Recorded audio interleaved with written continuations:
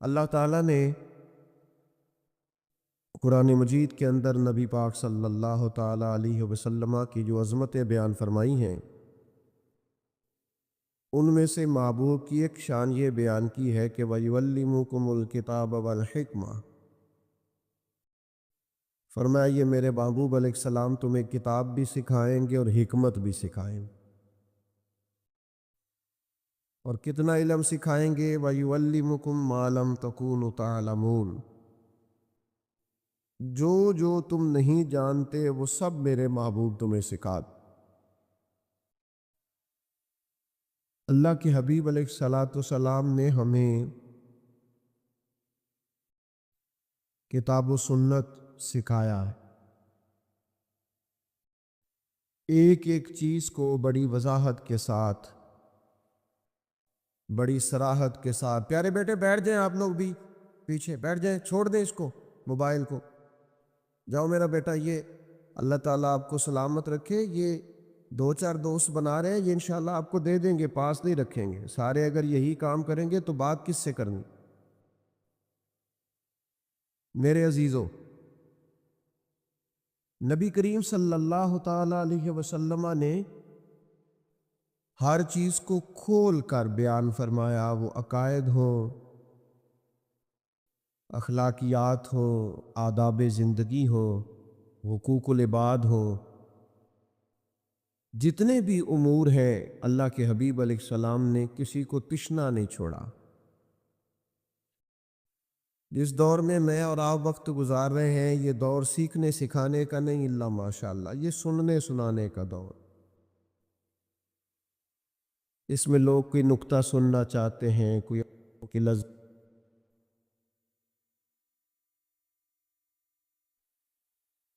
سیکھنا اور تمام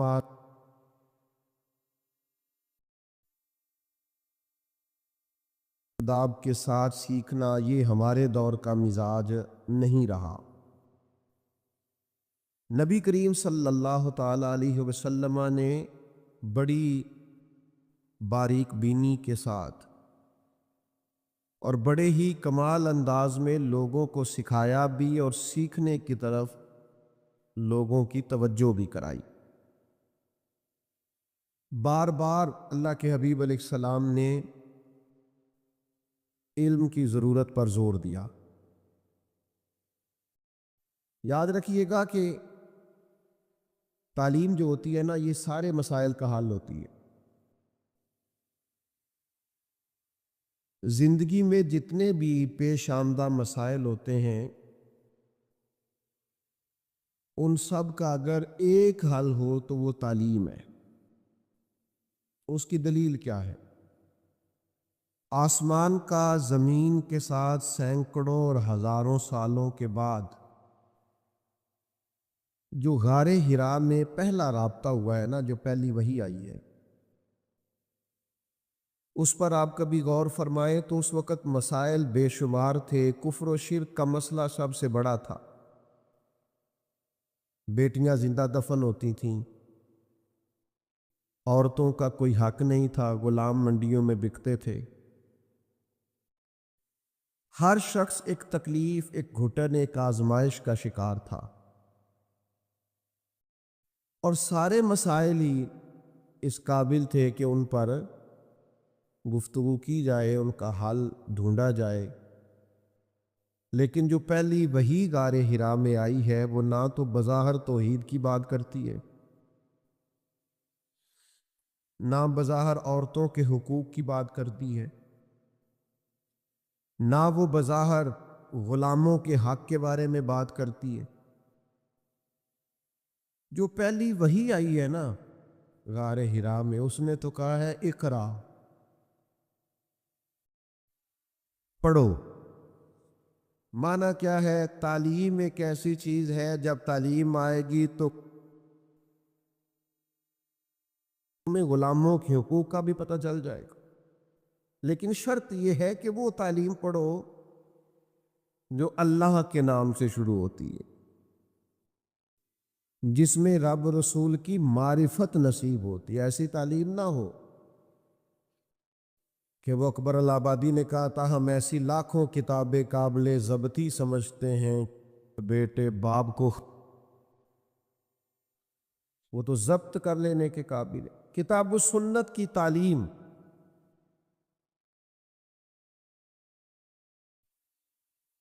دیکھیں بعض اوقات اندھیرے زیادہ ہوتے ہیں لیکن ان کا علاج ایک ہی ہوتا ہے۔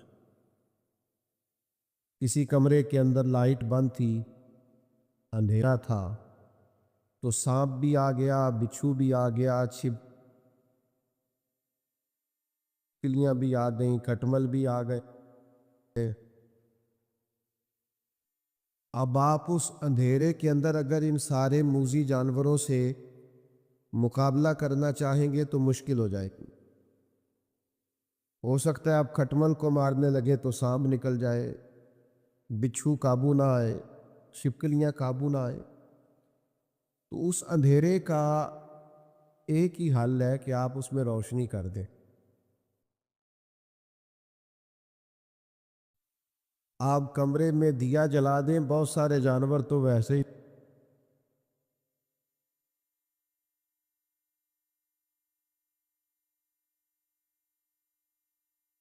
بھاگ جائیں گے۔ تو سمجھنے کی بات یہ ہے کہ علم ایک روشنی ہے۔ آپ نے کوئی مسئلہ سنا ہوا ہو نا،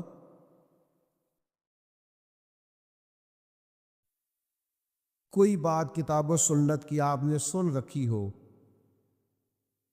تو آپ وقتی طور پر عمل کریں نہ کریں، لیکن جب وہ کام آپ کرنے لگتے ہیں تو ایک دفعہ وہ بات سامنے ضرور آتی ہے کہ یار میں نے یہ مسئلہ سنا ہوا ہے۔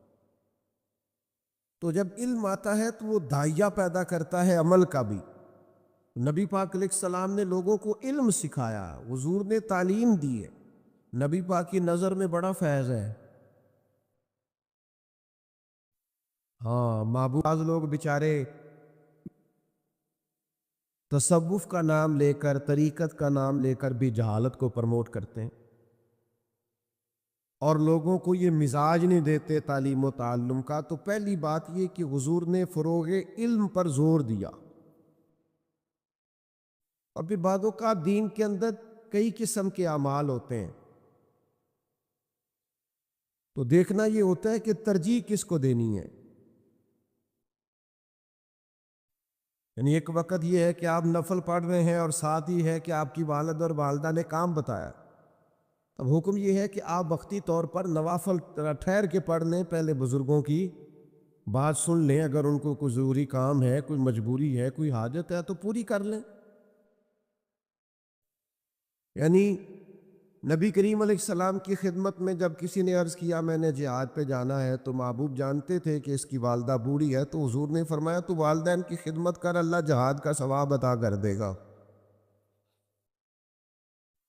ترجیح دیکھنی ہوتی ہے کہ کیا ہے۔ جب معاملہ علم کا آتا ہے تو نبی پاک علیہ السلام نے ترجیح علم کو دی ہے، یہ سمجھنے والا مقام ہے۔ اللہ کے حبیب علیہ الصلاۃ والسلام نے ترجیحی بنیاد پر فروغ علم کی بات ذکر کرنا بڑی بات ہے۔ نفلی عبادات کرنے کا بڑا درجہ ہے، انسان کو قرب الہی ملتا ہے، انکار نہیں، لیکن اس روایت پر ذرا غور کیجئے گا اور اپنے احوال بھی ذرا دیکھیے گا۔ آج کل لوگ کہتے ہیں فلاں بابا صاحب ہیں، فلاں شیخ ہیں، وہ 500 دانے والی تسبیح ہوتی ہے اس کے پاس، لیکن جو ہر جمعے آپ کو کتاب و سنت کی بات سنائے، جو صبح اٹھ کے قرآن مجید کی آیات کھول کے درس دے، اس کے بارے میں تو لوگوں کا گمان ہوتا ہے کہ یہ ایک محض عام سا آدمی ہے، اس کی ڈیوٹی ہے۔ تعلیم و تعلم کا ہمارے ہاں مزاج نہیں رہا، اور اس میں بعض اوقات کوتاہی ممبر سے بھی ہوئی ہے۔ ظاہر ہے کہ لوگوں نے ان جاہل صوفیاء کو اٹھا کے بھی بزرگان دین کی صف میں لا کھڑا کیا ہے، جن کا دور دور تک کوئی تعلق نہیں تھا۔ علامہ مسجد نبوی شریف میں تشریف لائے تو 2 حلقے بنے ہوئے تھے، ایک حلقے میں بیٹھ کے لوگ اللہ کا ذکر کر رہے تھے، اور دوسرے حلقے میں بیٹھ کر لوگ پڑھا رہے تھے، ایک صاحب تعلیم دے رہے تھے اور باقی ان سے سیکھ رہے تھے۔ نبی پاک صلی اللہ تعالیٰ علیہ وسلم ان دونوں حلقوں کے بیچ کھڑے ہو گئے اور فرمایا دونوں ہی خیر کا کام کر رہے ہیں، لیکن پھر میرے کریم نے فرمایا میں چونکہ معلم بنا کے بھیجا گیا ہوں، میں چونکہ خود استاذ بن کے آیا ہوں، لہذا حضور بیٹھ اس حلقے میں گئے جہاں پڑھایا جا رہا تھا۔ اللہ کے حبیب علیہ السلام نے ہمیں ترجیح سکھائی ہے، ترجیح، کہ علم تمہاری ترجیح ہونا چاہیے، تمہاری اصل ہونا چاہیے، تمہاری بنیاد ہونا چاہیے، تمہیں تعلیم کی طرف مائل ہونا چاہیے۔ لیکن آج ہماری ترجیح علم نہیں ہے، معیار ہمارا بدل گیا۔ یعنی بہت سارے لوگ ایسے ہیں وہ سیکھنے سکھانے کا مزاج نہیں رکھتے، آستانوں پر بھی لوگ جاتے ہیں، آپ مسئلہ بتائیں تو وہ کہتے ہیں کوئی تعویذ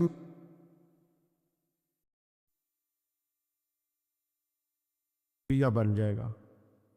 تو میں نے ان سے کہا ماشاءاللہ آپ جوان ہیں، آپ اپنی بخشش کے لیے خود تیاری فرمائیں، یہ بچہ انشاءاللہ ذریعہ بنے گا، کوئی مسئلہ نہیں، سرکار کا وعدہ موجود ہے حافظ کی شفاعت کرنے کا۔ پر سوال یہ ہے کہ آپ کیوں نہیں نیک اعمال کر رہے؟ آپ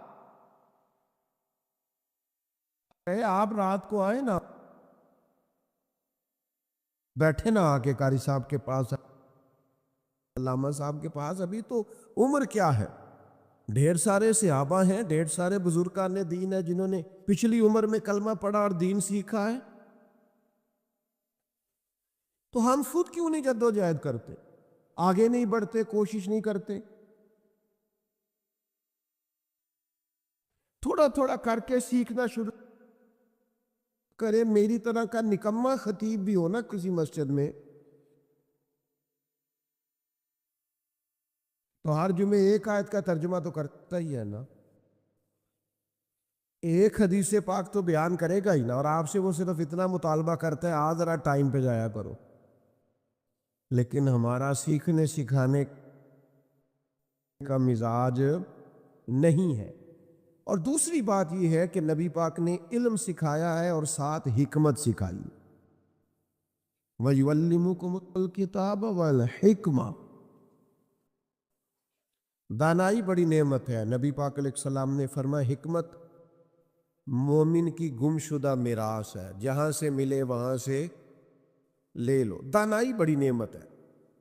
آج کل جو سیکھنے سکھانے والے اور بالخصوص جو میری طرح کے سکھانے کا دعویٰ کرنے والے ہیں، ان میں وہ حکمت نہیں، وہ فہم و فراست نہیں، وہ بصیرت نہیں، وہ لوگوں کی نفسیات نہیں سمجھتے کہ کیا بات پڑھانی تھی اور کس طرح سکھانا تھا اور کہاں کر کے مجھے قائل کرنا تھا۔ اور حکمت بڑی نعمت، ہم بچوں کو، اگلی نسل کو بڑی سے تدبر سے، حکمت سے، بصیرت سے۔ وہ ایک بادشاہ تھا تو اس کو خواب آیا کہ میرے سارے دانت ٹوٹ گئے ہیں، تو اس نے ایک معبر سے، تعبیر بتانے والے سے بلا کے کہا کہ یہ کیا تعبیر ہے کہ میرے سارے دانت ٹوٹ گئے؟ تو کہنے لگا اس کی تعبیر یہ ہے کہ افسوس سے مجھے بتانا مر جائیں گے تو میں نے جی کے کیا کرتا ہے۔ پھر ایک اور تعبیر بتانے والا بلایا، اس کو بھی وہی خواب سنایا کہ میں نے خواب دیکھا ہے کہ میرے سارے دانت ٹوٹ گئے ہیں، تو تعبیر کیا ہے؟ کہنے لگا بادشاہ سلامت مبارک ہو، تعبیر بڑی اچھی ہے۔